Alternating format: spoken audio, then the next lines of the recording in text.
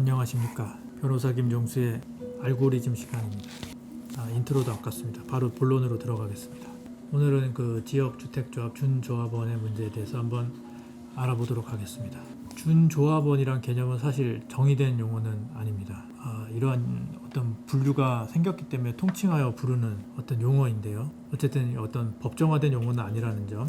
근데 이렇게 준조합원 혹은 임의세대로 통칭되는 사람들의 어떤 특징이 있습니다. 특징은 조합원 자격을 갖추지 못했다는 점.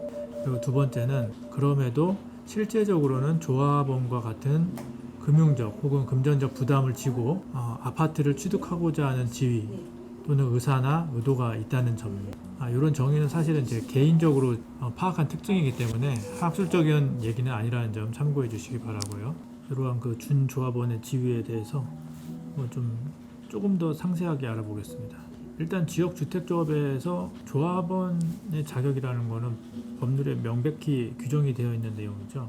따라서 만약에 조합에서 아파트를 짓는다 하면은 지역주택조합에서 가입자 측면에서 본다면 크게 두 가지 존재만 있을 수 있을 뿐입니다. 첫 번째는 조합원이 아파트를 취득하는 거하고, 다른 하나는 일반 분양자, 예를 들어 주택법상 청약의 방법에 의하든지 아니면 임의분양에 의하든지 일반 분양자가 있을 뿐입니다. 가격 측면에서 본다면은 그 사업적 위험을 부담하는 조합원들은 아파트를 마진 없이 싸게 마련하는 것이고요. 일반 분양자들은 사업적 위험을 부담한 적이 없기 때문에 조합원과는 달리 마진을 붙여서 조금 더 비싸게 아파트를 공급받는다, 이렇게 보면 되겠죠. 그러면은 이제 앞서 본 바와 같이 준조합원이란 지위는 도대체 무엇인가? 그 조합원이 아니라는 점에서 일반 분양자와 같이 장래에 완공될 아파트를 매수하겠다라는 어떤 지위에 있는 점은 일반 분양자와는 같다. 그러나 특이할 점은 그 준조합원이라는 분들이 체결한 계약의 형태,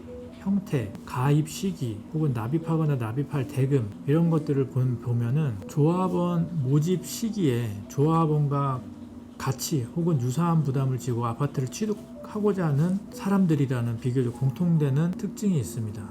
물론 여기에 기존 조합원이었다가 조합원 자격을 상실하는 사람들의 경우 계속 장래 아파트 지역주택조합 사업을 통해서 아파트를 공급받기를 희망해서 조합과 관련자로 남아있는 사람을 또 준조합원 개념으로 포섭시킬 수는 있겠습니다만 어떠한 그러한 특징이 있다라는 거. 그런데 이러한 준조합원의 문제는 몇 가지 문제를 이야기합니다. 첫 번째, 그 조합 설립 초기에 조합원 자격이 확인이 되지 않는 시기에 만약 스스로든 조합이든 조합원으로 인식을 해서 총회 등에 참석해서 결의한 경우에는 총회 결의의 효력에 영향을 주었다면 이거는 총회 결의 무효 사유에 해당할 수 있습니다. 두 번째, 자녀 세대에 대해서 조합원 추가 모집이 아닌 일반 분양을 하고자 한다면 이것은 법령에 의한 요건에 의하여야 합니다.